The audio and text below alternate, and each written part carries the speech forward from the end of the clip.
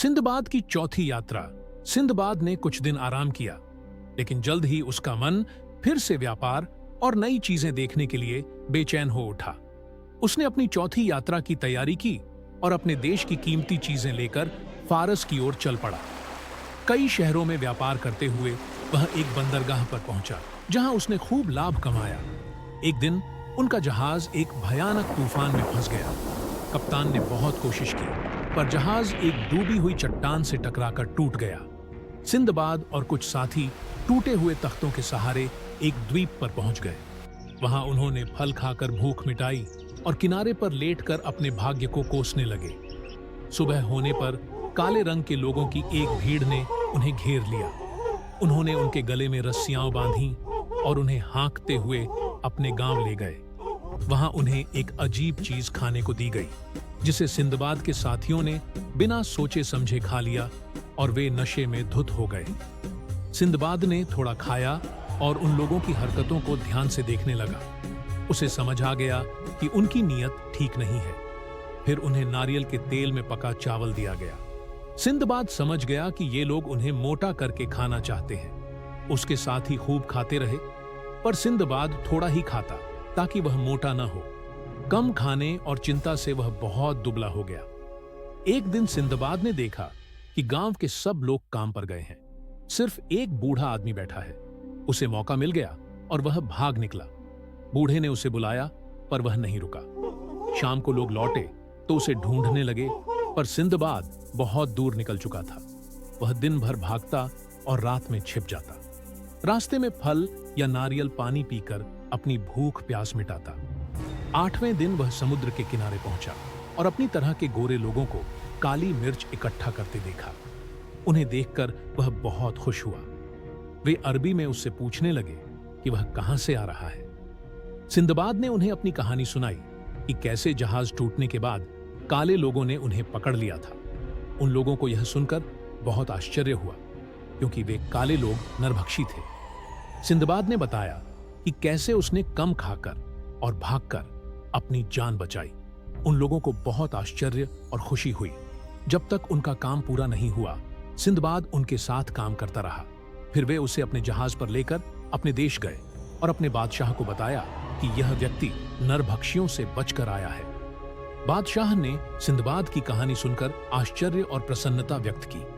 वह दयालु था और उसने सिंदबाद को कपड़े और आराम दिया।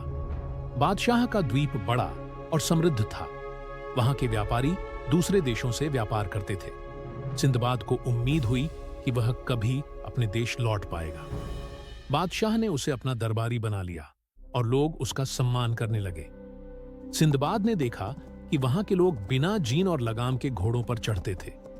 बादशाह ने पूछा कि जीन और लगाम क्या होती है और क्या सिंदबाद उन्हें बना सकता है। सिंदबाद ने एक नमूना बनाकर कारीगर को दिया और जीन बनवाई। उसने रकाबें और लगाम भी बनवाई।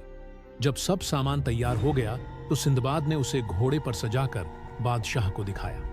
बादशाह बहुत खुश हुआ और उसने सिंदबाद को बहुत इनाम दिया। सिंदबाद ने कई जीने और लगामें बनवाकर दरबारियों और मंत्रियों को दी, जिन्होंने उसे बहुमूल्य वस्तुएं दी।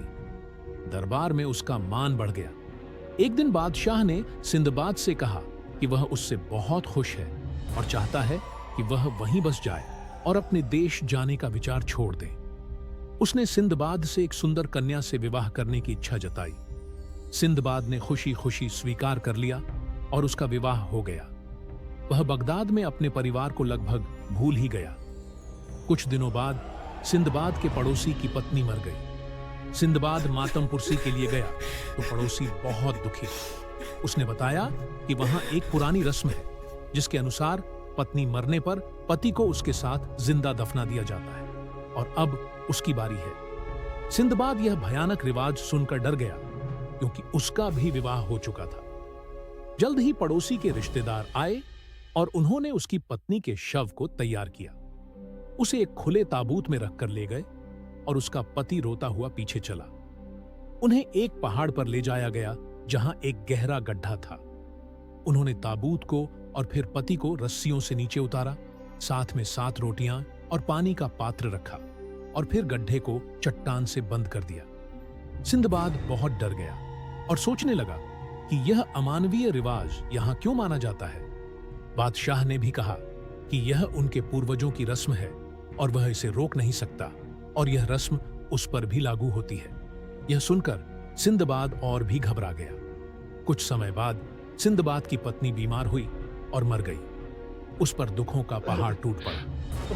बादशाह अपने दरबारियों के साथ आया और उसकी पत्नी को दफनाने की तैयारी की गई। सिंदबाद ने अपनी जान बचाने की कोशिश की और बादशाह से दया की भीख मांगी, लेकिन किसी ने उसकी नहीं सुनी। पहले उसकी पत्नी के ताबूत को गड्ढे में उतारा गया, फिर उसे भी एक ताबूत में बिठाकर रोटियां और पानी के साथ नीचे उतारा गया और गड्ढे को बंद कर दिया गया। गड्ढा लगभग 50 हाथ गहरा था और उसमें लाशों की बदबू आ रही थी। सिंदबाद अपनी अर्थी से उठकर भागा और रोने लगा। उसे भूख लगी तो उसने नाक मुंह बंद करके थोड़ी रोटी खाई और पानी पिया। कुछ दिन इसी तरह जिया। जब रोटियां खत्म हो गईं, तो उसे लगा कि अब वह भूखा मर जाएगा। तभी ऊपर उजाला हुआ। लोगों ने चट्टान खोलकर एक मृत पुरुष और उसकी विधवा को गड्ढे में उतारा। जब लोग चट्टान बंद कर चुके, तो सिंदबाद ने एक मुर्दे की हड्डी उठाई और चुपचाप पीछे से आकर स्त्री के सिर पर मारकर उसे मार डाला। उसने उसकी रोटियां और पानी ले लिया। 2-4 दिन बाद एक और आदमी को उसकी मृत पत्नी के साथ उतारा गया। सिंदबाद ने उसे भी मारकर उसकी रोटियां और पानी ले लिया। भाग्य से नगर में महामारी फैली और रोज 2-1 लाशें और उनके साथ जीवित व्यक्ति आने लगे, जिन्हें मारकर वह उनकी रोटियां ले लेता। एक दिन उसने सांस लेने की आवाज सुनी। अंधेरे में उसे कुछ दिखाई नहीं दे रहा था। उसने ध्यान दिया तो उसे पांवों की आहट भी सुनाई दी। वह उठा तो देखा कि कोई चीज दौड़ रही है। वह भी उसके पीछे दौड़ा और उसे दूर एक तारे जैसी चमक दिखाई दी। उसने उस तरफ दौड़ना शुरू किया तो देखा कि एक बड़ा छेद है जिससे वह बाहर जा सकता है। वह पहाड़ के दूसरी ओर निकल आया था। पहाड़ इतना ऊंचा था कि नगरवासी उस तरफ के बारे में नहीं जानते थे। उस छेद से जानवर मुर्दों को खाने आते थे और उसी के सहारे सिंदबाद को बाहर निकलने का रास्ता मिला। वह खुले आकाश के नीचे आ गया और भगवान को धन्यवाद दिया। उसे उम्मीद हुई कि वह बच जाएगा। उसने मुर्दों की गुफा में वापस जाकर बहुत से हीरे जवाहरात इकट्ठे किए जो मुर्दों के साथ रखे गए थे। उसने उन्हें कफनों में बांधकर एक एक करके बाहर निकाला, जहां से समुद्र दिखाई देता था। सिंदबाद ने समुद्र के किनारे 2-3 दिन फल खाकर बिताए। चौथे दिन उसने एक जहाज गुजरता देखा। उसने अपनी पगड़ी हिलाई और चिल्लाकर आवाजें दी।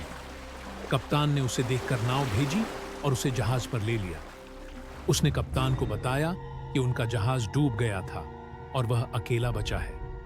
फिर वे बसरा पहुंचे, जहां से सिंदबाद बगदाद आ गया। उसे बहुत धन मिला था, जिससे उसने मस्जिदें बनवाईं और आनंद से रहने लगा। ऐसी ही कहानी देखने के लिए लाइक और सब्सक्राइब करें।